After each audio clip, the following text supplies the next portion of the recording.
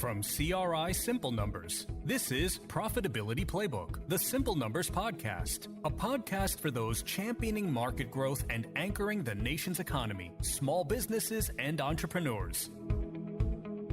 Hey there. Welcome to another episode of the Simple Numbers Profitability Playbook Podcast. I'm Mike Maxon. That's Brandon Gray. And Hey. It's Monday. Back for another week. You have a good weekend? Go and attack it. You know, I shoveled rocks all weekend. So, Must be my Army days. you know, it was a lot of manual labor, which is sometimes good. You know, it's good to get out there and exercise the body as opposed to just the mind. And but hey, we got the project completed. Now on to the next phase. So how about you? Yeah, I had the kids, so we just did stuff like that. Went around, did things. Entertaining them, let them entertain themselves, all that good stuff. So, well, we do have Father's Day coming up this week. Oh, we do. Yeah. Oddly enough, there has been no mention of it anywhere. Me either. Someone said it yesterday, and that's what clued it off that it's actually going to happen. I didn't even. Yeah, I don't think it dawns on everybody Saturday afternoon. They're like, "Hey, I think tomorrow like Father's Day." So I heard this comedian talking about it, and he said it's like, and I'll mess this up, it's something like the 19th ranked holiday. He said, I can't think of 18 other holidays. Yeah. You got now wait, Father's Day is the 19th ranked holiday? Now that might be off a little bit. That's way down the list. Oh, hell yeah, it's down the list. Yes, that's not surprising. Not surprising at all. Yeah, that's funny. That we could go on a whole rant about this. We got quit chasing the rabbit. Everyone's here to hear something about simple numbers. So yes, not gonna or some business stuff. Well, real quick, I think we should start doing this. I'll give a little update. And I know I didn't even talk to you about this, but I want to start doing it because every week we talk to lots of businesses, lots of them. And so I'm going to put you on the spot because you didn't even know this was coming because we never talked about this, but it came into my brain right before we got on here.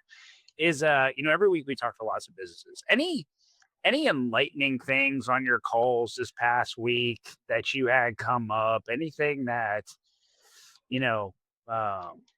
surprised you in any way? So I'll give you two things. One of them I think we're going to talk about, which I was down in Tampa last week for a little powder lunch speaking event with the EO Tampa chapter. Great group, man. We had a blast.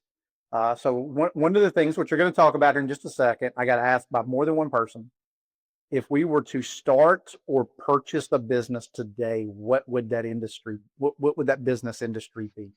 So we'll talk about that. I would say two things kind of came out last week. So the first is really spent a lot of time digging into the 100 company model. We got it updated through April. And 50% of the profit in the 100 company model is coming from less than 20% of the clients in it. Yeah. That's a big one. Yeah. So when you kind of think about what we've talked before of the upstairs and downstairs economy, it's really pronounced. The other thing that stood out, and this is not a surprise, businesses that were above 2.5 million to about 6 or 7 million had the lowest range of profitability in the model. Now, we talk about black holes, right? The deepest is 3 to 5. That might shift slightly, when we started talking about those numbers, that was 10, 15 years ago.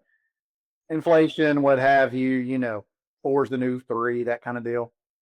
Or I'm sorry, 4 is the new 3 as far as that goes. So it's probably shifting just a little bit. But what you're really seeing is that the larger companies obviously have much more of an ability to leverage operating expenses. And so they're doing it. The ones in that messy middle, it's really hard whenever you're adding those management administrative positions to allow you to achieve the next level of growth when the marketplace isn't growing. And so that's really pronounced and showing up in that model. So that was one thing. The other thing is, and I think we're going to talk a little more about this in a second, seeing more and more of a practice to where folks are using AI more frequently. So I kind of look at it in terms of phases. So the first phase was, oh, just put that into AI and it'll give you an answer, which was cool. It was pretty neat to go out there and type something in and it gives you the best whatever, or, hey, I got to give a presentation. Real quick, hold on. For everyone on here, if you're having a bad day, go into ChatGPT and just ask it to say nice things about you, and you will instantly feel better. Brandon, I want you today to say, ChatGPT, I'm having a bad day, glaze me. And you're just you'll love everything about Brandon. All right. Yeah, do it. Anyways, some mental health for you. Yeah. So I'll give you an example. So I had a client that was doing some restructuring. So he loaded personality profiles in with job descriptions and had them match them. And then he went to see, okay, did I put people in the right seats? Some of those kind of things. That's something pretty cool. We've got other examples to where folks are really automating a lot of complex systems and processes. Now, I'll tell you, there is a component there that is still a little clunky. You got to have an ability, or someone else on your team has to have an ability to prompt AI to do certain things, and even when it comes to coding, do a few things there. But I think we're in that second wave now, to where folks are kind of putting in implementation. It's messy, but another example, I had a client that's in the contracting business, and so they had AI read through a bunch of proposals, or things that, and then had it pick based upon some data they had loaded into AI about their company, which proposals they should go after. So anyway, some neat stuff there. Yeah. How about you? Yeah. So for me, it's happened on several calls, is seeing companies that really invested in that growth after prior 12-month period coming into this 12-month period, and it wasn't there. And now beginning to sit at that, mediocre level of profitability of, well, what do we do now? And you get into that limbo of going, well, do I cut, or do I sort of hold out here for a little bit, because it will come back. It will come back. And by the way, whoever's watching YouTube, that's Susan dropping off a whole bunch of work on my desk. That's really where, so you're kind of you don't like to, you want to always go like, oh, hey, we can get to 10% or 15 or 20%, make some hacks here, changes here, but it's like, well, they were always a good business. It just didn't come for them. And so how do you go about handling that, and then finding alternative ways to bring in business? Got to have a line in the sand, or you will wallow in mediocrity for a long time. Oh, and marketing's still all over the place. Yeah. For you marketing people out there, keep hustling, because people need it, they want it, and it's an interesting time. I know you all will figure it out, but it is inconsistent in terms of its returns right now. So, well, awesome. Well, let's just dive right into the AI before we get, because you just talked a lot about that. So the AI thing, what made me bring this up today was I was reading the Wall Street Journal. You all know we like that one. RSM, 1 billion investment into AI. And along the lines of what we've talked about was, hey, some compliance work. Instead of going through every single client, comparing it to regulation, an AI bot comes in there and scans it and eliminates 80% of the work. That's what they talked about in that article. And just its ability to handle a lot of that compliance thing, where it would have been a lot of busy work, a lot of hours. When you can get, 80% of the work done by AI, it's there. And I've had several clients making investments into that for just that reason. And I think it's a tool. And I know I was just joking about chat. I wasn't joking. You can actually have ChatGPT say that to you. But seriously, if you go in there and you can teach it, you can say things, you can create projects of, hey, I want a workflow, a process, or what have you, stuff that used to take. Brandon, do you remember when we were Crabtree Rowenberger and November was operation? Oh yeah. And we would write out processes like crazy. Now you can be like, I am a business consultant for Simple Numbers and I need a new sales process, and boom, done. And those things are cool. What do you say on this? Yeah, well, I think the biggest thing is you got to have someone on your team where you've got to use an expert that understands what you're doing, how to load the data about your company into AI so it has a point of reference to then compare it to whatever it is you're trying to create. That's the clunky part. You got to know how it works. I'm not saying it's overly complex to learn based upon what I'm hearing from other folks, but it's not just one of those things to where on a random Tuesday afternoon you're going to sit down most likely and solve all your problems just yet using AI. Exactly. That component of it is just like, all right, it's really cool. It's got some really great things, and I definitely think we need to be looking at investments into the future for it. And that's part of it, is someone who understands it, who can help you connect the dots. Because I'll give you an example. I mean, there's several things that I know AI could solve for us. My issue is that I just don't know how to get AI to do it. Yes. And so I think that's where the gap is. And is that a 6-figure AI expert? I don't know. But I think that's where we're seeing entrepreneurial businesses. There's a little bit of a gap to where, I don't have a team of coders, developers, IT folks that understand where I'm at, what I'm trying to get it to do to make it happen. I think, that's a bridge that can be gapped, but that's the next phase is, as it becomes smarter and as folks can get better at learning it and how to make it work, I almost think of it like user interface.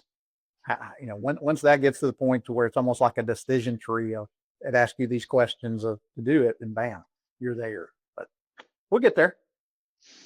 Remember Terminator? This was warned about in like the 80s. Great time for movies, great time for music. And, here we go, teaching these things, that stuff, freaking me out. Yep. But seriously though, that what's nice to see though is the big players out there in the market making these investments and really leading the way.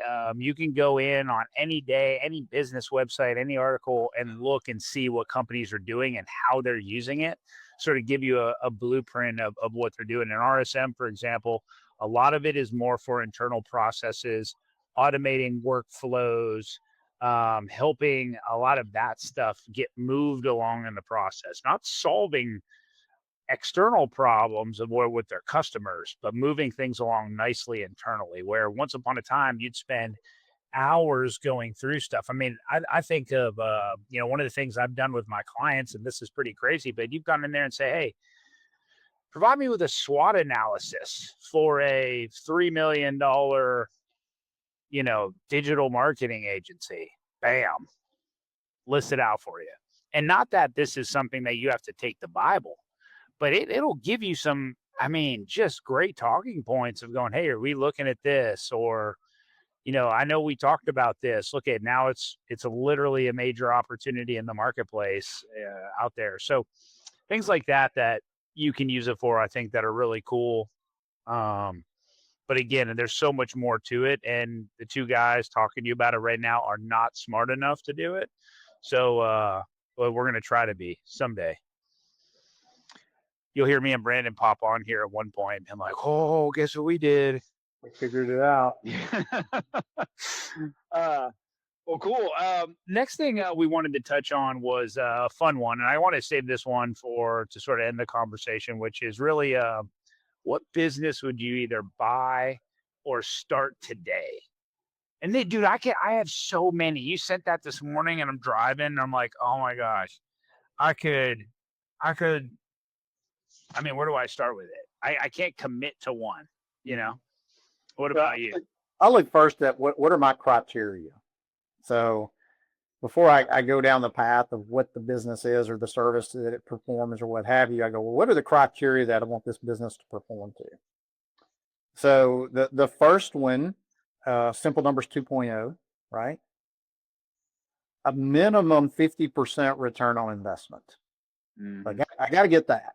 So which tells me that especially if I'm starting from scratch, I want to have the business that can give me the greatest performance with the least amount of investment. So kind of leave that one out there as part of the filter. The second is that I want as low as possible of a trade capital requirement inside that business. Mhm. So for those who may not be familiar with that term, trade capital, that is our term that we use as we analyze what do you have to fund in a business versus what do other people fund for you in the business. Okay, so and that's predominantly in most cases AR and inventory versus what do you get in terms from your vendors of AP, credit cards that you can leverage, and then if you get any kind of prepayment or deposits on service. So those are two. And then the third is I want to obviously have the ability, if I'm going to get a great return, I want a low investment, I want a high profit.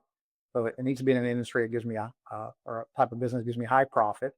And then the last one is I want it to be somewhat, I wouldn't say recession proof per se, because I don't know if that's a good term right now, but I want stability. I want it to be a necessity type of business. Mhm.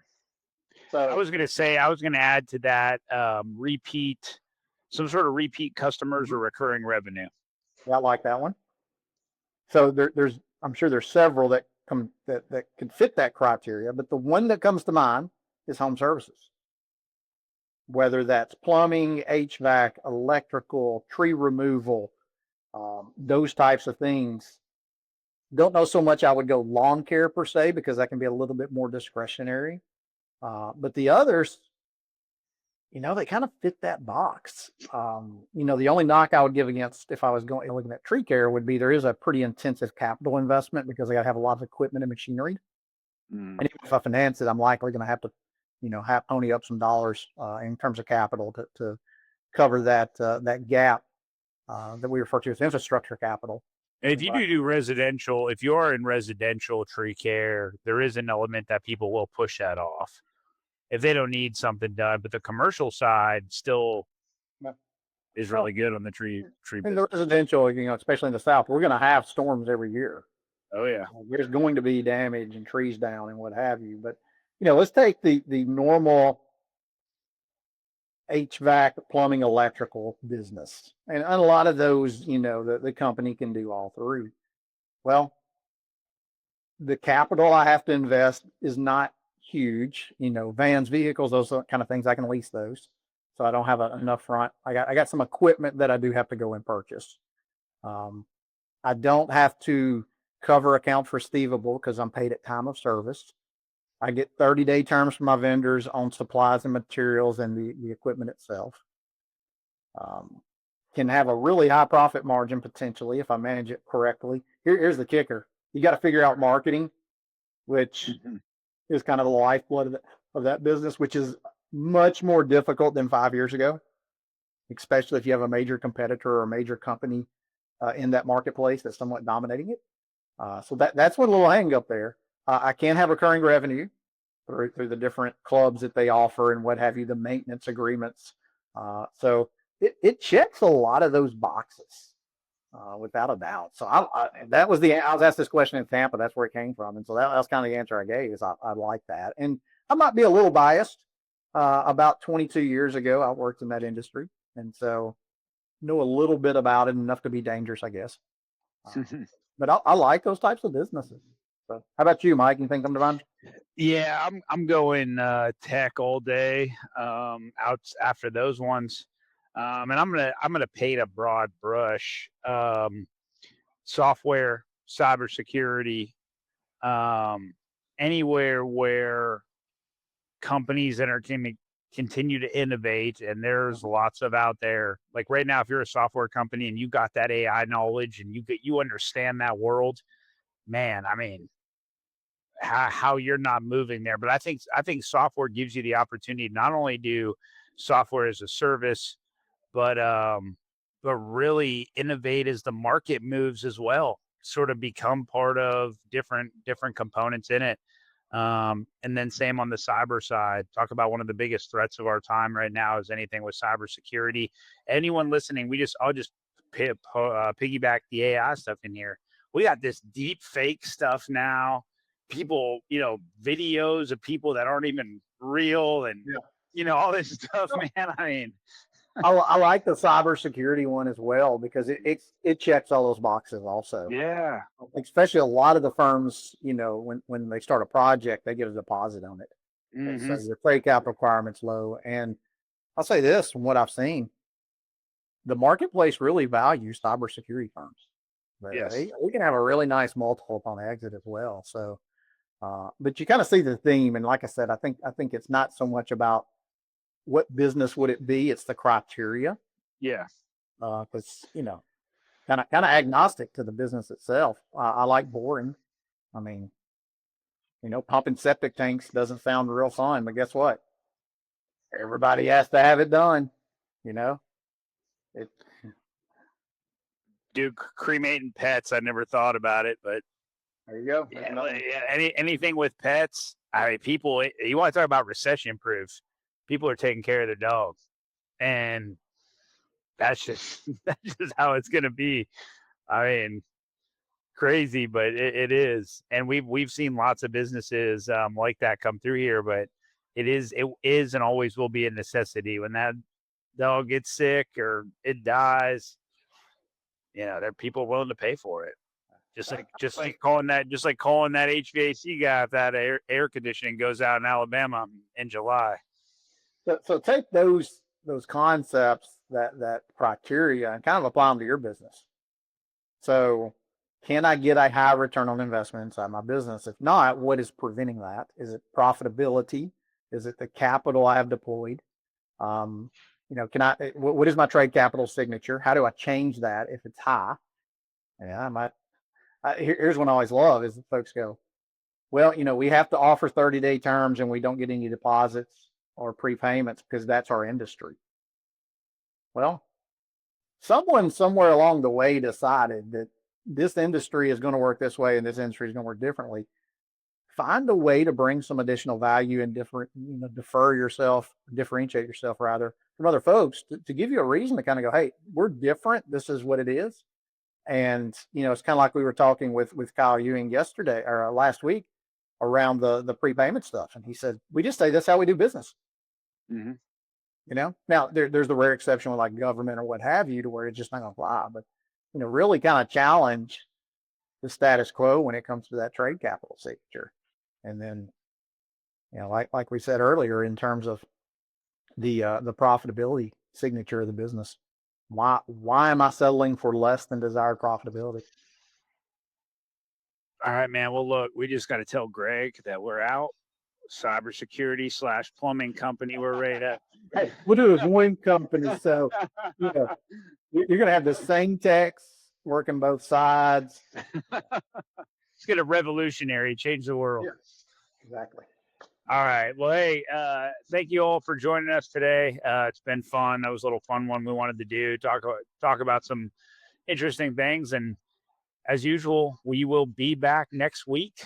I got to start figuring out something to do here because Brandon will be on vacation soon. But it might just be me, which would be scary. No, I might bring someone else in. I might bring Greg in. I don't know if I could rope Greg in myself.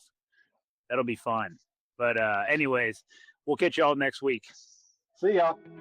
If you want to know more about driving sustainable profitability for your business or are interested in learning more about CRI Simple Numbers, please visit our website at simplenumberscri.com. Thanks for listening to this episode of Profitability Playbook, the Simple Numbers Podcast. You can subscribe to Profitability Playbook on Spotify, Apple Podcasts, or wherever you prefer to listen to podcasts. If you like what you heard today, please leave us a review.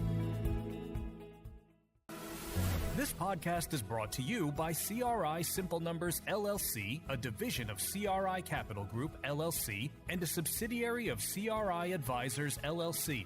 CRI is the trusted brand under which Carr, Riggs & Ingram LLC, the CPA firm, and CRI Advisors LLC, along with its subsidiaries, deliver professional services. Please note, Carr, Riggs & Ingram LLC is a licensed independent CPA firm offering attest services, whereas CRI Advisors LLC and its subsidiaries specialize in providing tax and business consulting services. These entities operate within an alternative practice structure as defined by the AICPA Code of Professional Conduct and comply fully with applicable laws, regulations, and professional standards. Ready to simplify your business finances and drive growth? Explore valuable resources, books, and tools designed for entrepreneurs and small businesses at simplenumberscri.com.